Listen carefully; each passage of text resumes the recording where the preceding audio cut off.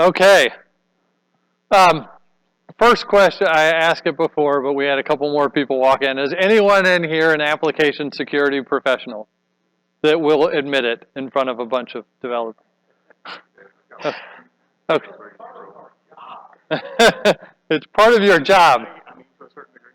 Okay. Yes. Okay. So I'm Derek Weeks. I'm from Sonatype. If you participate in any Java development at all, you interact with Sonatype every day. For those of you that don't know, Sonatype runs Maven Central and keeps that up and running for all of you and your open source components. You're welcome.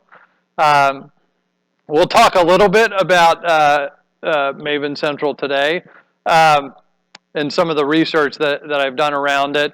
Our founders also created the Maven build tool. We also build the Nexus repository manager for your open source components that you may use on a regular basis. And we do a number of other things. I'm not going to spend time really talking about our products at all today, but I'm going to share with you some research that I think all of you will hopefully find really relevant to your lives. So the first thing that I think is important to understand is this talk is in the security track, but this is not all about security. If you're interested in security, there is definitely very relevant information for you in this discussion, so don't leave. But we're going to talk more about things in addition to application security that can help us all become better developers. So it really, I think a good way to get into this conversation is to talk to you a little bit about my experience getting into DevOps and continuous delivery in the last couple of years that I've been at Sonatype. Because there are organizations out there, as you and I were just talking about the DevOps Enterprise Summit, a great conference in addition to this one to go to, about people that are trying to achieve some amazing things in their development and operations practice and trying to do those at extremely high velocity, right? These are the highest performing IT organizations in the world and also some of the fastest growing and most profitable organizations. And, so there's part of the discussion that we're going to focus on is within these high performance organizations, they've figured out some things that are key to how they operate and how they develop software that makes them extremely efficient, removes a lot of waste from their environments and from their practices, and allows them to operate not only at high velocity, but with high agility in their organizations and to be able to react the best to what goes on in those. And these organizations all have a number of things in common, but one of them is a term that dates way back to Deming on appreciation of the system.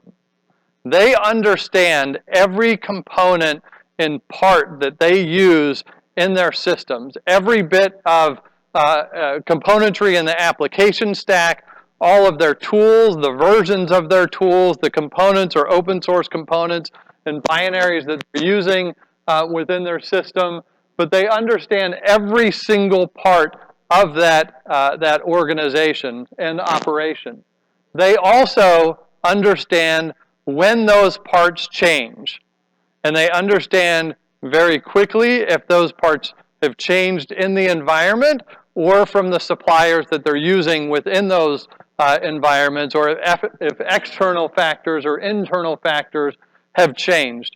And that allows them to react very quickly within those environments.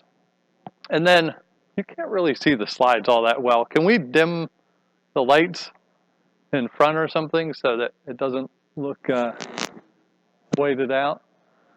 So in order to do this, they want to know what parts they have and what's changing within this environment so that they can make it go faster. right? So that they can operate at a much higher velocity within their organization. So I'm going to take you on a journey through a software supply chain and how your organization, whether it's a DevOps, continuous delivery, continuous integration, agile waterfall organization, any of the above, and tell you how the software supply chain currently works and tell you some characteristics about that that will impact the way that you do development as the way, and also the way that you do application security. So for those of you that remember the movie, you have a choice between the blue pill and the red pill.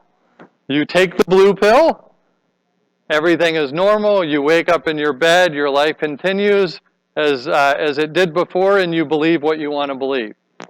You take the red pill, you stay in fantasy land, if you will, or you stay in this land and we see how deep the rabbit hole goes, right? And I'm inviting you to take the red pill and understand a little more about the software supply chain. So part of this discussion is, if you understand this, your reward means faster innovation and less rework as an organization. You will be extremely efficient. You can be even more efficient than you are in using your software supply chain. So software supply chains and software development have a lot in common with manufacturing organizations. How many of you have read The Phoenix Project by Gene Kim? Right? Okay.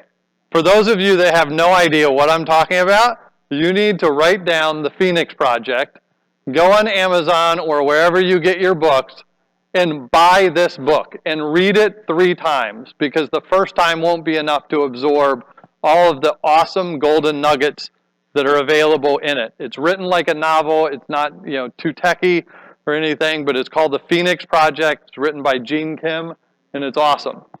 But part of that is Gene and others within these communities talk about the ability to do high-velocity development, high-velocity operations, and part of that is understanding how similar some of the practices are to modern manufacturing.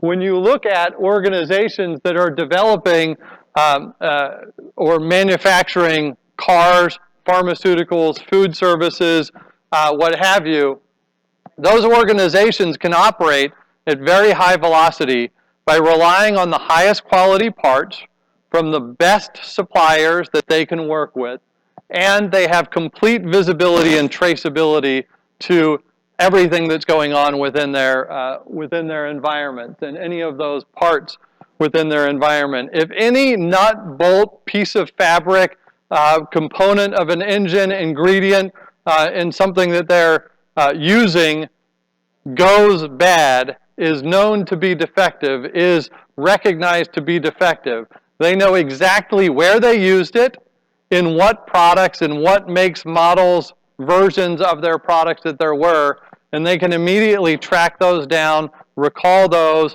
repair them if necessary, and get their customers using the right products. In order to understand how the software supply chain works and the similarities between traditional manufacturing and software development, one of the things that I spent a couple of months last year heads down doing was analyzing the download patterns and behaviors from the Maven Central repository.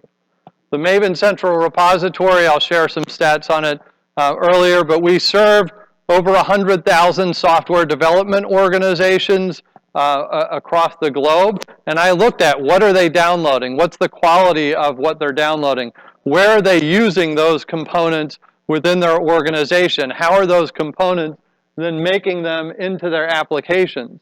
And similar to a manufacturer,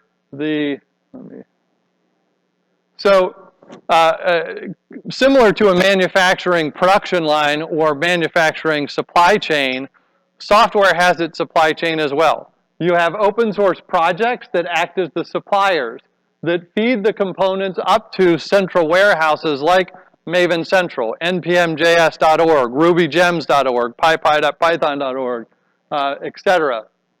You also have the manufacturers, your software development teams, that are absorbing these components into your development operations. And you have finished goods as applications that you're developing and releasing to your customers. So this software supply chain actually mimics the physical supply chains out there. And we're going to walk through kind of what I found in the analysis, some of which I think you'll be surprising. Sorry. Note to self, I need a new globe picture in the bottom left picture. So modern software development has changed, but our processes around it haven't changed enough. So Gene Kim, again, the author of the Phoenix Project, helped with the review of this research report that I did, and I'll give you access to that later in the discussion. But also John Willis from Docker, Gareth Rushgrove from Puppet, Nigel Simpson from Disney, and understanding, if you have a better understanding of what's going on in your software supply chain, this will delineate the winners from the losers in software development. Those that are able to achieve continuous delivery or extremely high velocity development environments. In 2015, Maven Central served 31.2 billion download requests. Right? The amount of open source that is being consumed, the open source components being consumed, and this is only Java developers, and this is not my mother, who is not a Java developer, right? There are only 11 million Java developers across the globe that are consuming these components. But the growth is tremendous, meaning more organizations, more development teams are using more open source components year over year to develop faster, to be more innovative, to get to market faster. Why build it yourself from scratch when you can simply download a component and be able to reuse that across your environment? So when we look at the massive amount of open source components being downloaded, show of hands, what percentage of an application do you think today consists of open source components, open source or third-party components? See? Okay. You're right. So in the analysis that we've done, and I'll talk a little more about this later, 90% of what your applications are today are these open source and third-party components, which means they are identifiable parts. They have specific names, they have specific version numbers, they have specific characteristics, and we can pick those parts from the best suppliers, and we can pick the best version of those parts, and we can actually track and trace those parts across the software supply chain. So whereas development used to be a pure art in developing from scratch, there's actually a lot that we can take advantage of in our organizations, understanding components equal parts, and the more you know about your parts and when they're changing and where they are, the higher performing your organization can be. Sorry, getting clicker happy here. So the thing that I noticed and I recognized and I wanted to share in the research report that I published mid last year was, if you understand the volume and velocity of consumption, the only way to evaluate the components that you're using for, am I using the highest quality part, the latest versions, the most functional, the least buggy, the most secure, the best, components with the best license type for my organization? Are we using the best suppliers? Are we relying on an open source project that's open and active in development, releasing new capabilities? Or are we relying on an open source project that hasn't released a new component version in 7 years and probably won't release one in the next 7 years, and putting those outdated, unsupported parts into the products that we have? And do we know what parts we're using where. So the Commons collection vulnerability announced in November, bash bug, heartbleed, poodle, bash, a number of others. If you're going to find those, or if you're alerted to those kind of vulnerabilities coming out in your software, the question that your organization has is, did we ever use those components, and if yes, where? The only way to find that at the scale and volume and velocity that we're operating at today is you have to automate the solution that gets you those answers. There is no humanly possible way to do this from scratch anymore. I met it was in a large development organization in the healthcare space. They have a couple thousand developers. They are downloading, in a 10-month period of time, we saw them download 2.1 million Java components from the central repository. You know how many people they have in their organization that are looking at and evaluating those components? Okay. It's more than 0. It's 1. There's one person, we'll say her name is Sally, right? And she evaluates, her job is to evaluate all the components that are being used in their healthcare-related products, right? So Sally understands today, there's no ungodly way she can evaluate 2 million components. And she didn't even know they were consuming 2 million components because they didn't have a way to internally audit that or control what was coming in to the organization. They have to look at how they automate this. So let's take a look at the suppliers. So this was about 3 weeks ago, I think, when I last updated this, so it's probably higher. There are 1.2 million components in Maven Central today. It's probably like 1.25 by now. 130,000 different open source projects within, yes?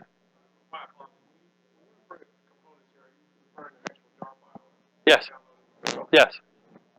Yeah. So this is not downloaded. This is how many different components, including all the versions of those components, exist. So there are 130,000 unique components, like struts or Spring Core is a component, and then there are, in some cases, 2 versions or 25 or 400 versions of that particular component. So there are about 10 versions of every component on average in Maven Central. When you say version, number of versions included in that one? Yes, yes, yes. So unique identifiable versions or parts. And as I said, 11 million users. And all of you will get my slides afterwards. I'll make sure that you have quick access to them. How many open source component suppliers, projects, does your company rely upon? So who cares if there are 130,000 different projects that you have free access to in the Java ecosystem? You are not using 130,000 in your organization. If you are, there are doctors that can help you. But on average, how many did I see a development organization was using in a given year? A? B? C? Okay, so what I saw was using about 7,600 open source projects, different projects. Within those, you are consuming 18,000 unique versions of those, right? And they weren't good enough to just download once for each of the 18,000 unique ones. You downloaded them an average of 240,000 times in a single calendar year, right? So the most efficient organizations, if you take an organization that's looking at the best quality parts from the best suppliers, assume these suppliers are all unique, There's no redundancy among those different projects. You're not using 5 different encryption modules. You're not using 4 different logging frameworks. You're not using 3 different web application frameworks in your organization. Assume the 7,600 are unique, right? You wouldn't need a couple, 11,000 more unique versions. And efficiency-wise, you wouldn't need to download these parts. If you downloaded them once, put them in a local warehouse within your organization and fed from there, you'd only need to download 7,600 things within a year once if that was the first time that you ever needed them. But we'll talk a little bit about that moving forward as well. So what this means and what this works into when you look at manufacturing supply chains and high velocity supply chains is they're trying to figure out how much work in progress do we have and how do we reduce the amount of work in progress. And the amount of work in progress that we reduce, the amount of complexity that we can take out of the system, the more efficient it becomes. Imagine if you have a warehouse with 18,000 parts when it only needs 7,000 parts. This means you have 2.5 times more work in progress in your organization than you may need, right? When you're downloading things 10 times more than you're needing, right, then you're putting work in process into the system and becoming less efficient. When we look in the real world for what Toyota did versus Chevy is an example looking at the Prius versus the Volt. The number of suppliers,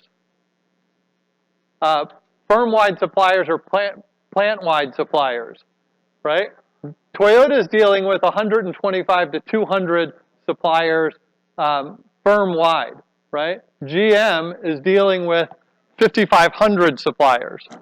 So as a software development organization, you're dealing with a couple thousand more than a large auto manufacturer in terms of the uniqueness of parts going in. But the highest performing organizations that are able to lower the cost of what they're delivering to the market and sell more and be more profitable and be higher performance are looking at what parts do we have, how do we manage them, how do we vet those parts coming in so that we're using the best parts to be higher performance. So one of my colleagues, who's the CTO of Sonotype, Josh Corman, did some analysis with Dan Gear. And he said, when we look at open source projects and we look at them from a security standpoint, what percentage of the projects have known vulnerabilities or dependencies that those projects rely on, those dependencies have known vulnerabilities in them. When we look at the suppliers and they looked at the breadth of Maven Central, what they saw was out of every component in there and their dependencies that had known security vulnerabilities, when they were known 59% of the time, those open source projects never repaired the security vulnerability in their project or in the dependency that they rely on. They never switched it out. They may have released new versions of those components, but the security vulnerability within those lived on, right? So in the case where they did resolve them, the mean time to repair was 390 days. If a project had a vulnerability and the open source project did release a new version, it took them just over a year on average to release that new version, right? So there is this concept that's been around since the Cathedral in the Bazaar on with more eyeballs, all bugs are shallow. And that was extremely relevant when there were a few open source projects and thousands of developers contributing and interacting with it. But not all of those people interacting with these things are security experts or security professionals or know what to look for within these components. And the components sometimes remain vulnerable for a long time. Now, there are organizations like the Red Hat JBoss team their average mean time to repair on vulnerabilities is like 2 days, right?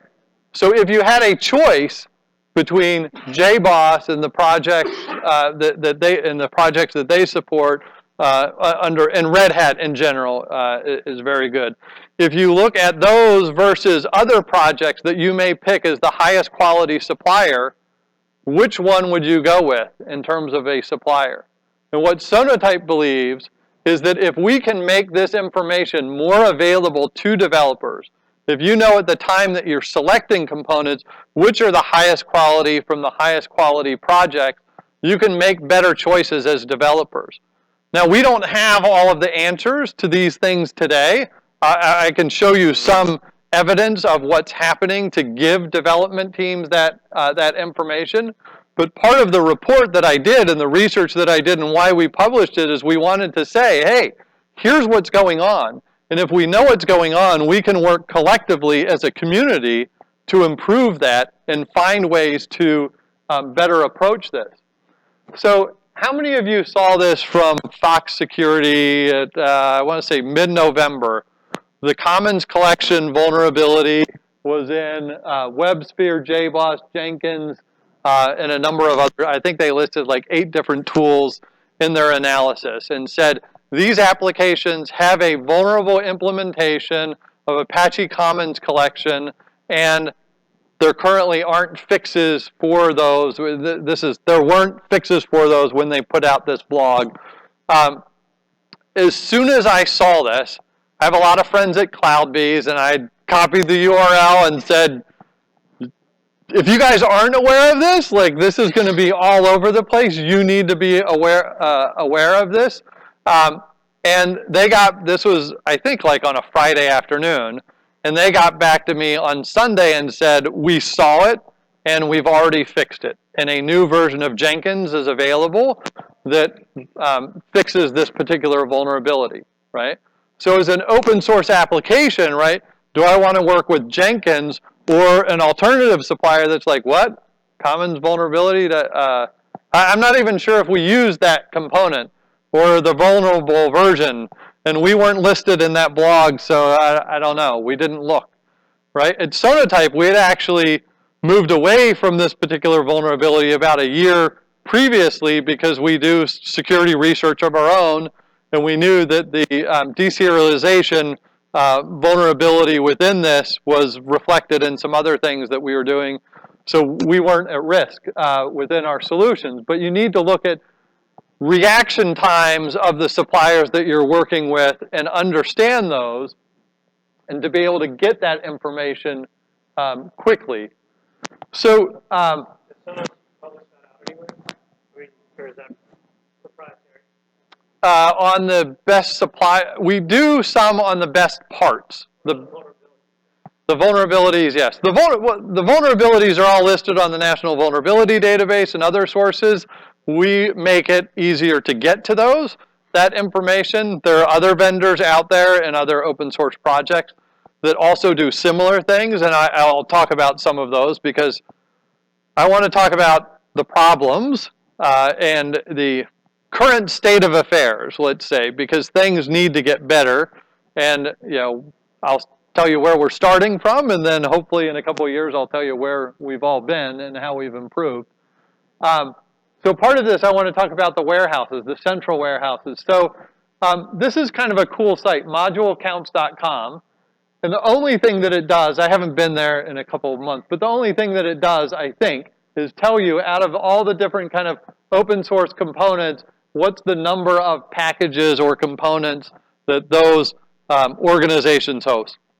And basically what it tells you is the number of open source projects across all different development languages is growing over time, and your organization, we know, is consuming more and more of those. And this was analysis I did last year. I don't have all the updated numbers for everyone. But central on the Maven components was 17 billion in 2014. It was about 15 billion annually on NPM. And even smaller open source repositories like NuGet and Bentray were serving 250 million components on average throughout the year. So again, The consumption volumes are huge within this. And I don't think I have a slide on it, but one of the things that we see from Central, anyone want to take a guess? This is not in a slide, but take a guess. From the components that you download from the Central repository, how many have a known vulnerability? And guess 1 in 5, 1 in 100, 1 in 1,000. Anyone want to throw out a guess? 50%. We have terrible software hygiene across there. It's not that bad, but anyone want to take a guess? 1 in 5? 1 in 16. 1 in 16 downloads of those billions of downloads has a known security vulnerability. The unknown ones are still yet to be discovered. These are known, documented vulnerabilities in the software. So again, it's about visibility. But we have, within this ecosystem, right, we have all of these components. We have all of these developers consuming them, right? And just like manufacturers have parts and they're building finished goods and they're shipping them to consumers, they know what parts went in to their things that they're manufacturing, and they know what consumers got those, and they can issue recalls if something goes wrong in those parts. But software development doesn't work that way, right? The fact that Heartbleed made national news, right, within 2 days or 3 days of the announcement, and NBC Nightly News is covering it, was a total anomaly, right? There are 40 or 50 new security vulnerabilities announced every day, right? Heartbleed was just one, right, of the many that actually go on. So we need to find a better way to communicate what goes on within these environments to make development more efficient.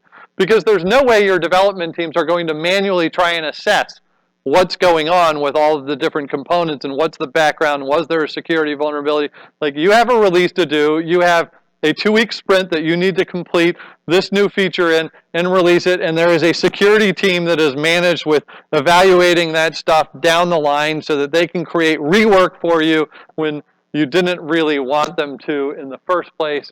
But I'll get too far off track. Let's talk about consumption patterns a little.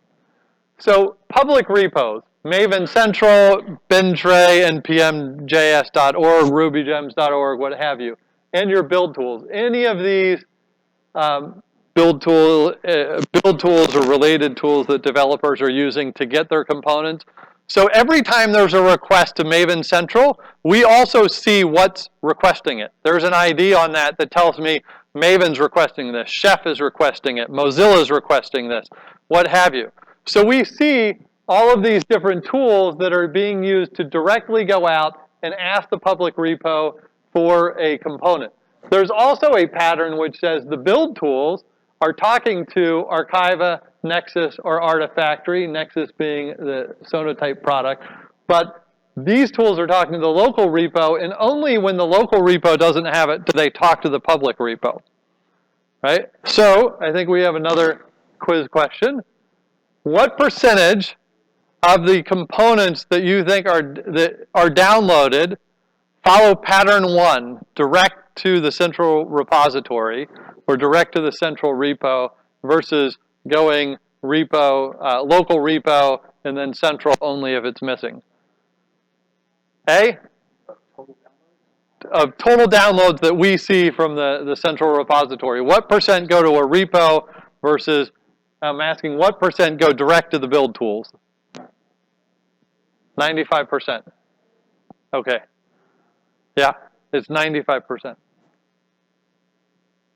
Right? So here's the simple analogy that I use. One is, I use 2 analogies.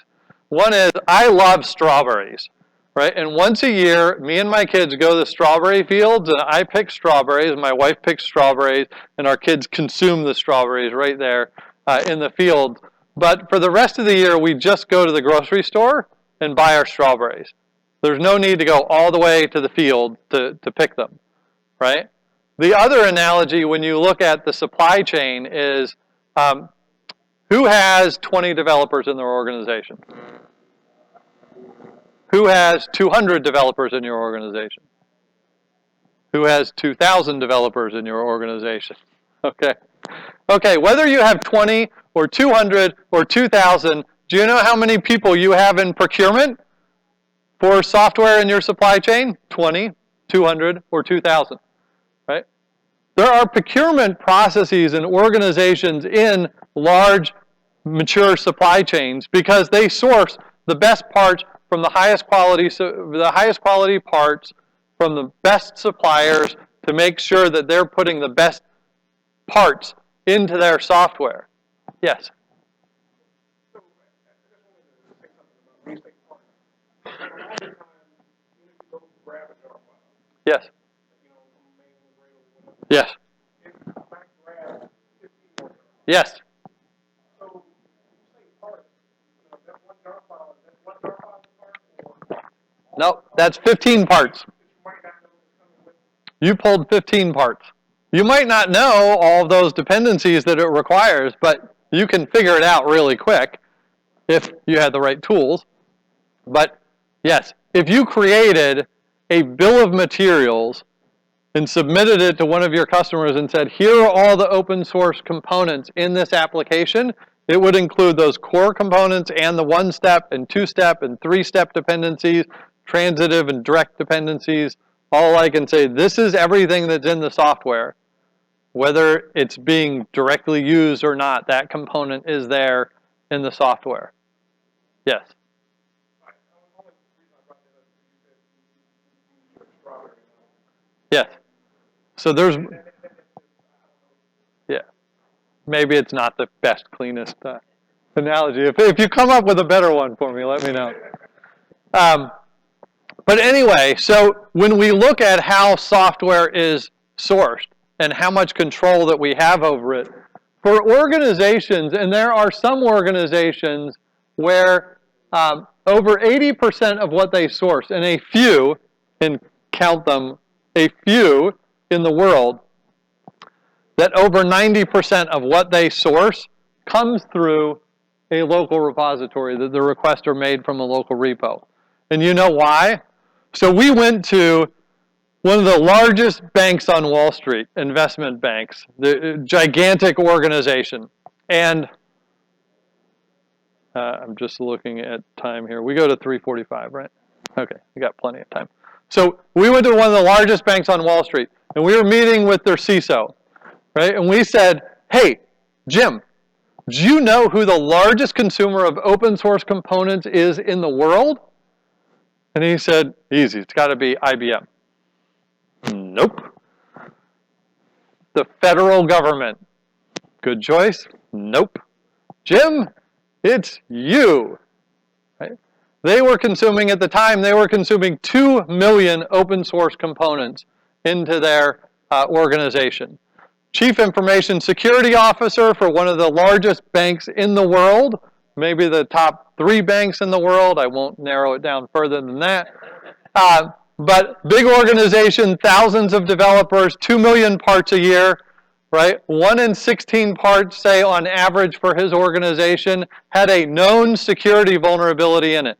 And how many people were at the bank evaluating anything downloaded to the bank?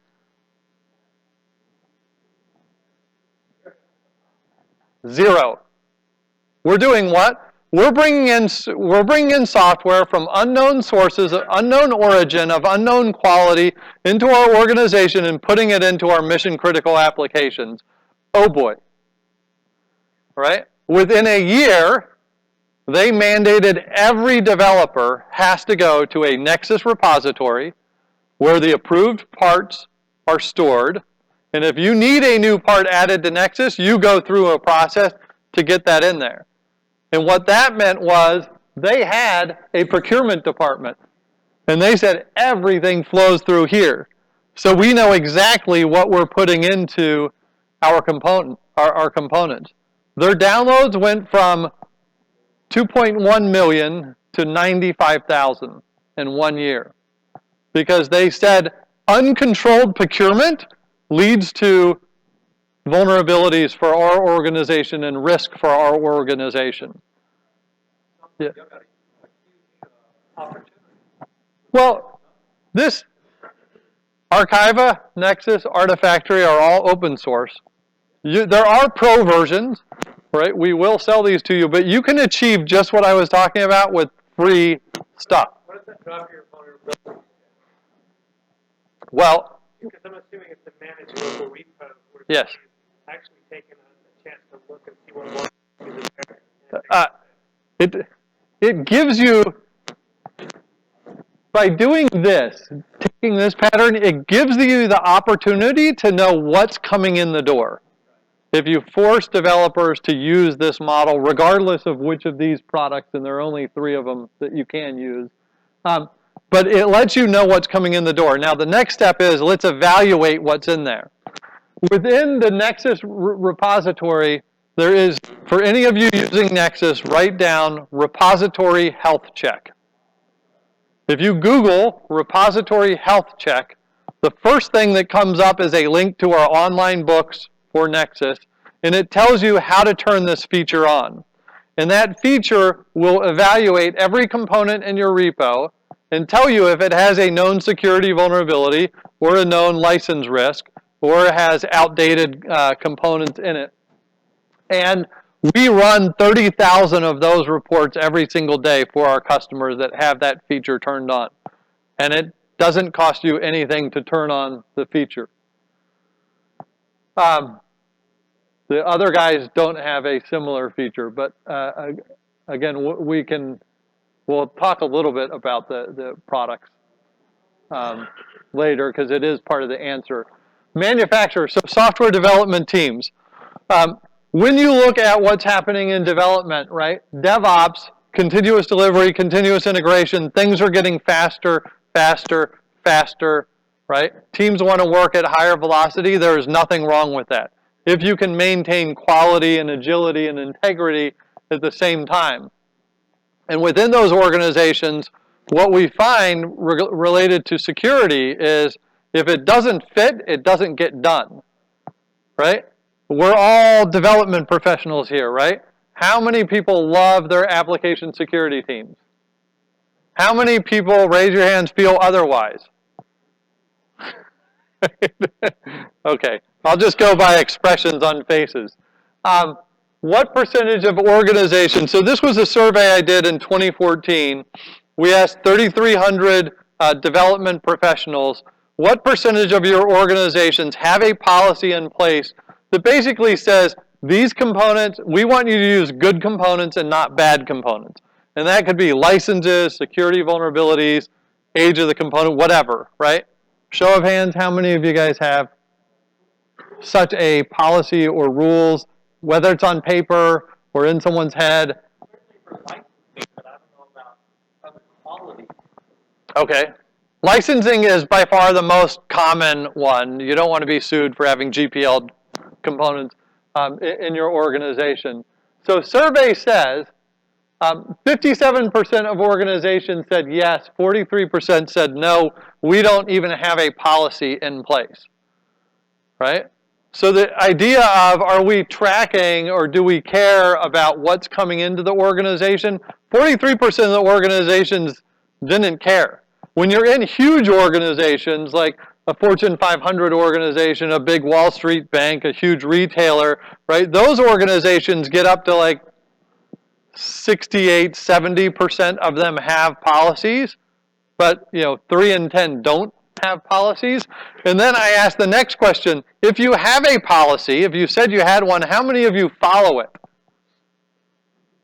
68% that have a policy follow it. Because sometimes the policy is like, you shouldn't do that, but is anyone checking, or do they check fast enough, or do they know everything that we're bringing into the organization? It's not as controlled as it should be. And as I said, if it doesn't fit, it doesn't get done. I was talking to someone this morning, and they may be in the room, that said, yeah, we have a group that evaluates our applications before release in the security team. And at the end of our release process, it goes off to security, And I said, how long does it take? And they said, it takes like 2 to 4 weeks to get a response back on whether we use the right parts or bad parts, and if we did, then we need to figure out better parts to put in there, right? And if you're running 2-week sprints and someone takes 4 weeks to get back to you, right? I don't want to work with you, right? I want to know right now, am I using the best thing, or is there an alternative? And if you can tell me right now, I will make a better decision right now. But if you tell me in 4 weeks, I'm going to be annoyed, right? And especially if you don't tell me what a better choice is. So the other thing is I looked at kind of what people were downloading. Out of these 240,000, I did kind of cover this. So this is about 1 in 16 or so of the components downloaded by organizations on an annual basis had vulnerabilities. Now, when you see, to do this analysis, we don't have a big BI tool or anything. Like we don't have a business out of Maven Central. So I get spreadsheets of companies and what they've done. And if you downloaded 2 million things, I get a 2 million line spreadsheet. And if you've ever dealt with Excel in 2 million lines, it's like insane when you try and scroll down. And like one little click is like 10,000 lines that you go through. But anyway, when I was going through this, I see the month, year, the columns that I see: month, year, day, number of downloads, what downloaded the component, what GAV, the group artifact version, was downloaded. Did a artifact repository download it? Yes or no? Is there a known security vulnerability? If yes, what is it? What license type? So does everyone know the CVE identifier, how that works? So there's a certain code that they use. It's CVE dash the year, like 2016 dash 00116, the 16th vulnerability announced this particular year. And that's the unique identifier for that CVE. When I was going through all these reports, I saw 2003, 2005, CVE-2005, CVE-2004, CVE-2008, right? Okay, so what scared me about that? Okay, people are still using it. So there was a security vulnerability that was announced in 2008, right? So 8 years ago, it was announced. People are still downloading this, right, in large volume, right? And the part that they're using is 8 years old. There's probably like 50 new versions of that component available, some of which may even have the vulnerability corrected in them, right? So what scared me was, 1, the age of the part. 2, it was known vulnerable for the last 8 years. Right? And 3 was the volume that I was seeing in these pages as I was scrolling by. So I did the assessment and figured out, hey, 66% of the CVEs were from 2013 or before, which says if you're going to care about these at all, right? I figure like I'm going to give you a 2-year buffer.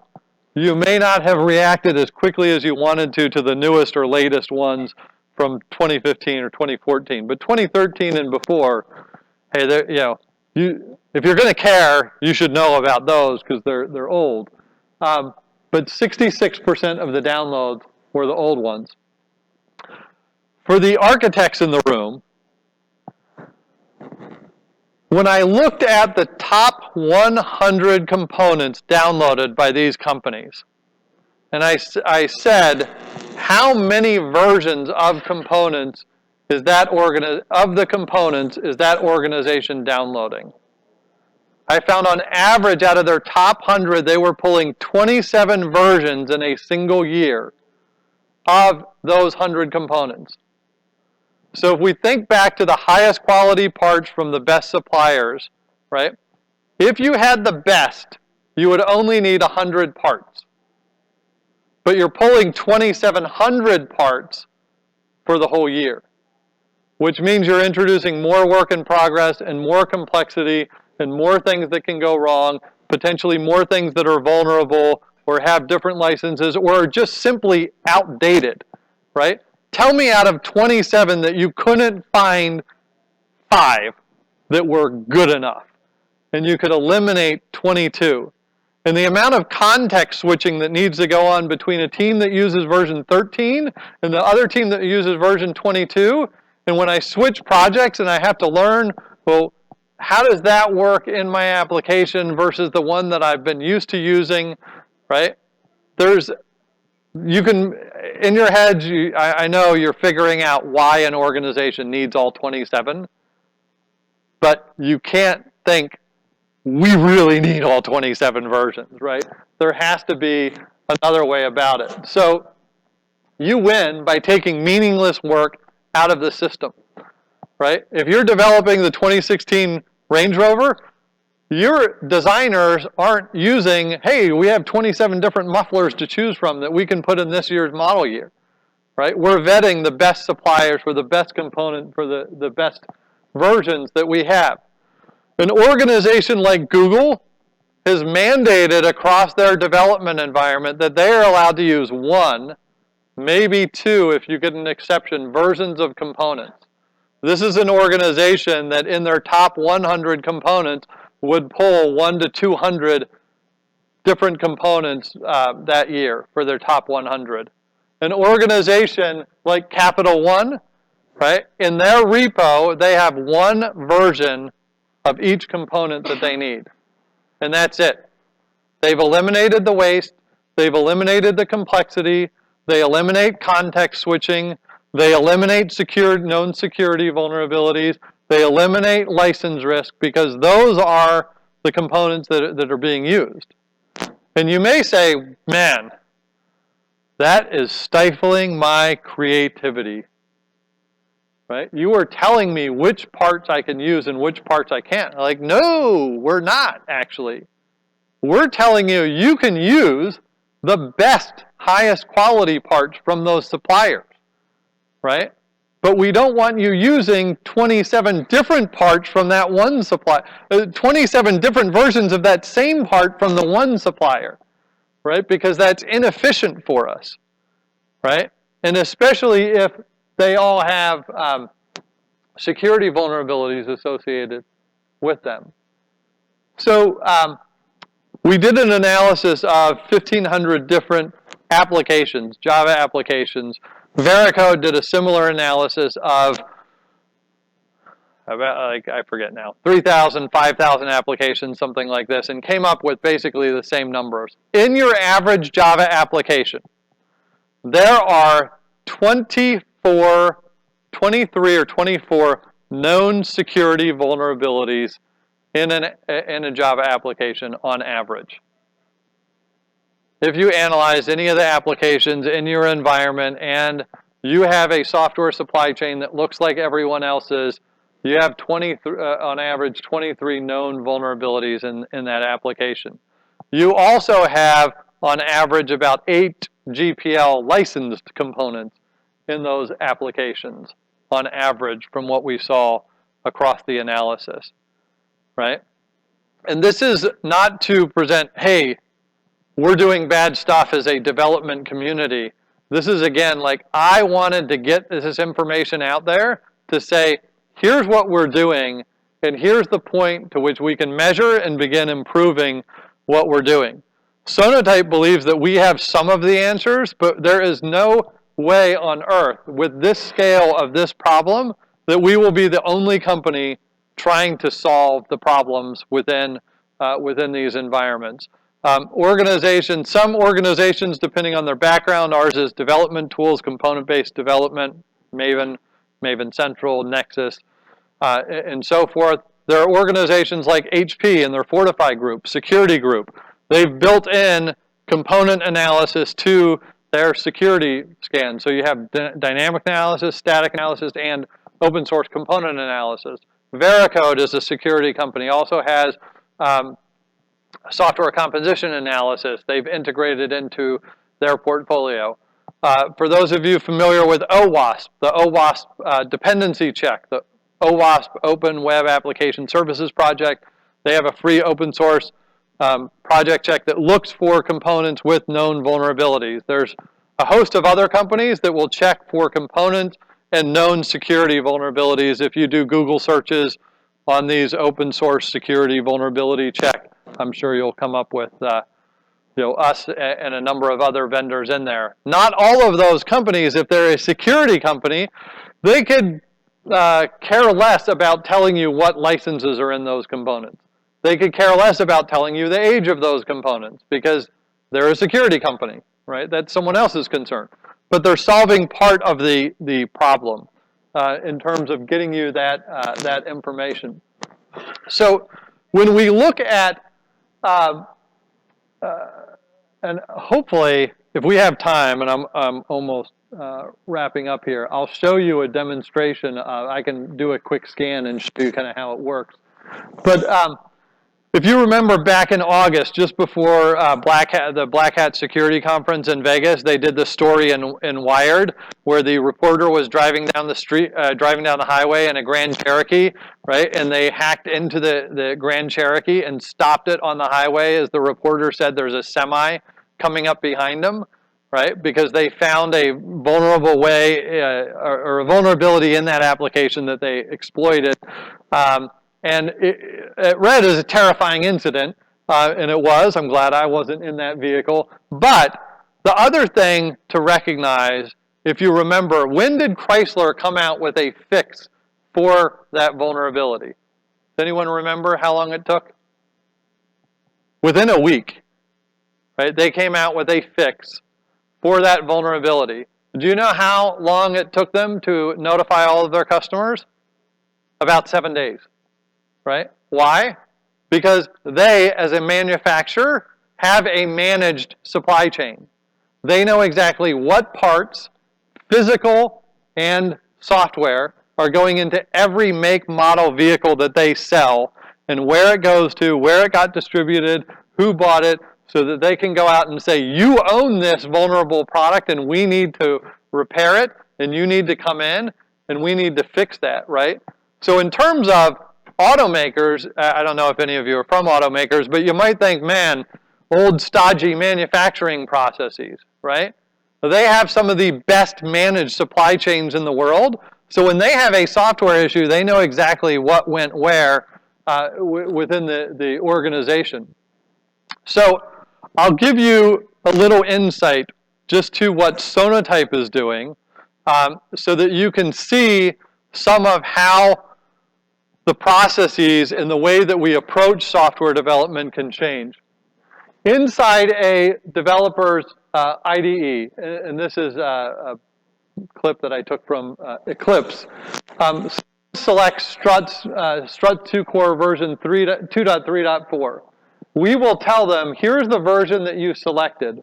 All of these red, yellow things it's a vulnerable version of Struts. Anyone using Struts 1 that shouldn't be using Struts 1? Lots of versions of Struts 2 are vulnerable, but the latest versions, I think there are the latest versions, this is probably an old screenshot, that don't have known security vulnerabilities in them, right? If you were developing an application today, and you could see, here's the version that I wanted to pick. Every column is every version of that component that's available. Here's one that is less vulnerable, or perhaps not vulnerable. As a developer, right at the beginning of design, if you could pick and know this component is safe, meets our policy, has the highest quality, right? You can pick that component from the beginning, and the rest of the development lifecycle, you're good. There's no rework ahead of you. You selected the best part from the beginning, right? To empower developers to pick the best part with the right information, if you had to do this research manually, absolutely no way you could do it without delaying your releases for years, right? But if you could get the information in seconds, you can make better choices. We use this at Sonatype when we hire developers, right? And they're like, you're going to do what? And you're going to look at what components and versions I'm picking and give me, like, hey, I don't want you in my world, right? And that's when they're coming to work for us. But when they get to work with it, they're like, whoa, I don't have any rework coming back from our security or our legal team telling me, I use something bad. Yes. How often do you have somebody picking an old version? I mean, we have old versions of stuff in our code, but we have a huge code base, and Dude. trying to keep up with every single version of Yeah. code getting pulled in. You don't need.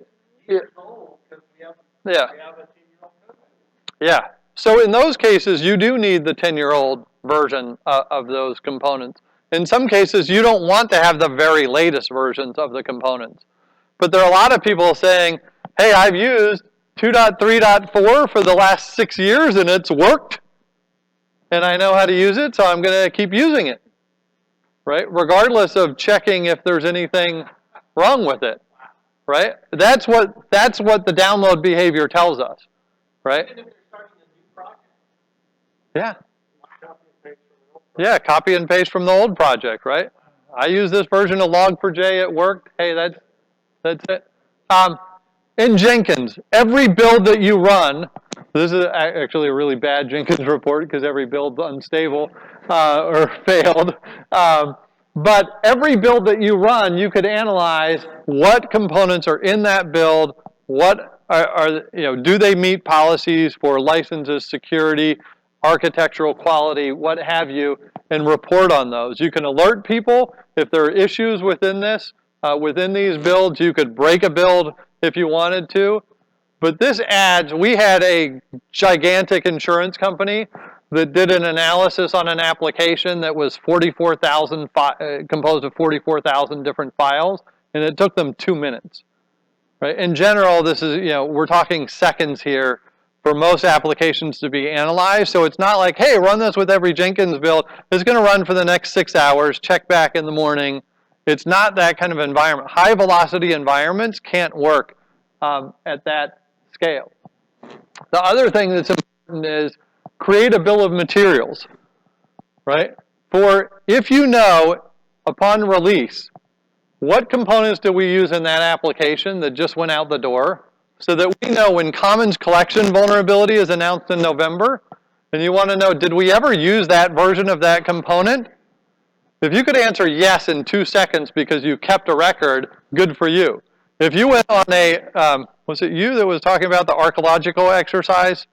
Or someone else? If you want to go through an archaeological exercise, what did we use, where, and let's go through 6 weeks of manual analysis, that's one approach. But you can create a bill of materials in any of the components that I mentioned within a couple of seconds. This is the link. I will share it with you. And I'm going to get, we still have a couple minutes. I forgot to turn my out of office on, but I'm going to do that quickly to let you guys get the slides. Hold on just oh.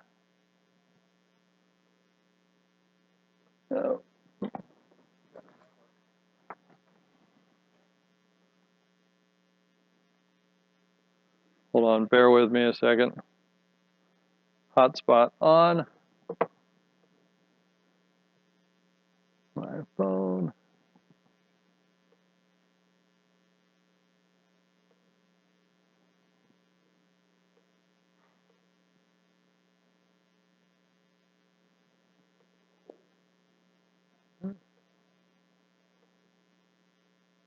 Okay.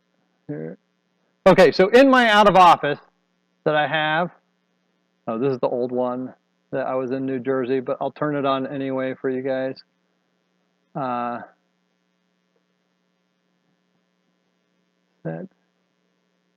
Sorry, usually I do this ahead of time. Okay, back to the presentation. So.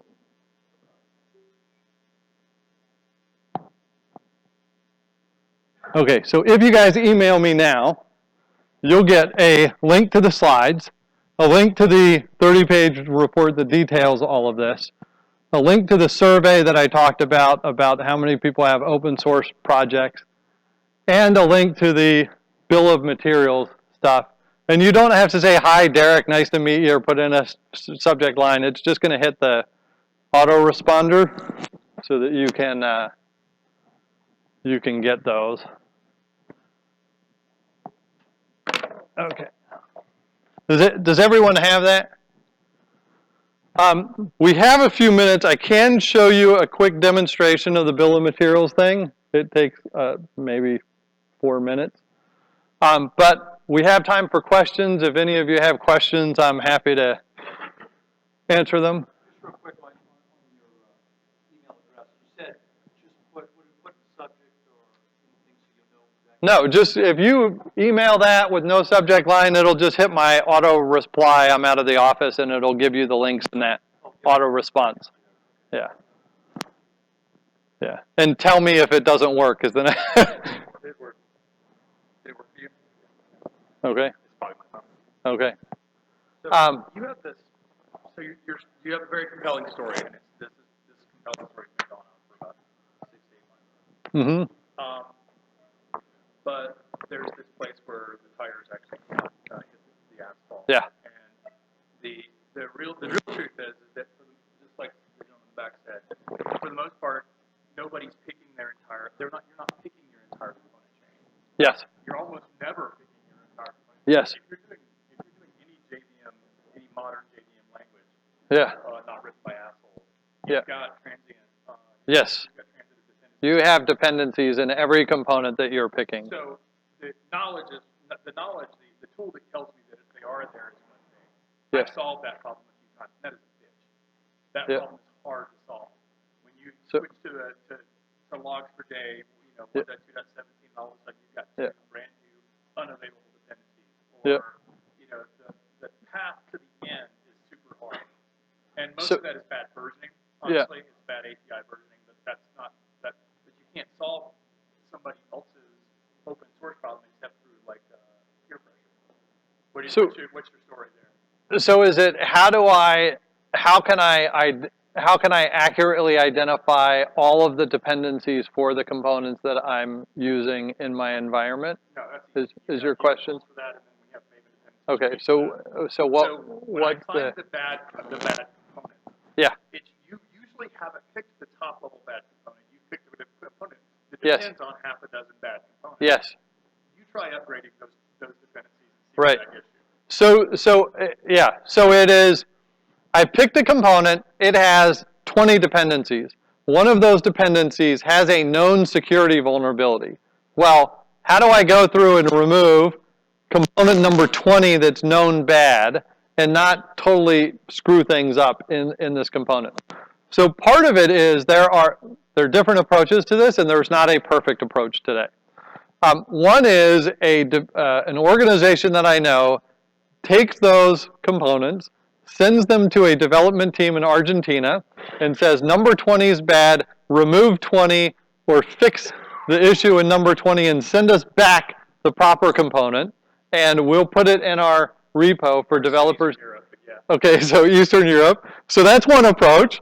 It's not super fast or friendly, or cheap. It's cheaper because it's in Eastern Europe or Argentina. But another approach that we are looking at, and we don't have this, but we know when I talk about using the highest quality suppliers, if you picked a logging framework, and you say, this is the one I'm going to use or I want to use, and I say, well, that has a known vulnerability in it. But you have two other logging frameworks that are pretty similar in nature that don't have a known vulnerability. So if I could tell you, I can't fix that dependent component and the vulnerability in that, but I can direct you to a better supplier, if I can give you that information, it could help you get to a better answer. Now, it's not going to work in all circumstances, but part of what we believe as an organization and with development is you need to come up with those kind of answers on what are my alternatives. Just like I can show you every version of struts, but maybe every version of struts is vulnerable, right? So what other alternatives do I have that might be safer for my organization? Or maybe all of them have vulnerabilities, which is the least risky one, right? Or maybe I'm not using the vulnerable instance of that particular component. It's not called, so maybe it allows databases to be vulnerable, and I don't have a database in my app. Who cares, right? But we're trying to help identify and figure out what information can we offer to developers to make them more efficient and remove a lot of work in progress, remove a lot of complexity, remove a lot of the vulnerabilities to allow applications to be less attackable and less risky for the organization, while enabling them to work at these higher velocities. So, some people say, hey, Sonatype, if you've followed us for a while, they've switched from kind of development to application security, right? And what you heard today was, yeah, we do care about security things because we're a development organization and we live in the community, right? But we're trying to solve a bigger problem than just security. We're trying to make component-based development much more efficient and higher quality. Other questions? And by the way, if you have specific questions for your organization, Sonatype has a booth, not on this side, but on the other side, and kind of further down the hall. I'm here all afternoon. Right. Basically, you and Josh are on the hook for this in my world. Right? Yeah. You brought it up, so now you have to solve it. We are working diligently on solving it. Our dev team grew by 100% last year. So Like a whole person. yes. So now we have two. No, it's amazing how things grow like that. Okay, thank you very much. As I said, if you have a question, certainly come up to me later or stop by the Sonatype booth. I appreciate you guys spending the time with me this afternoon.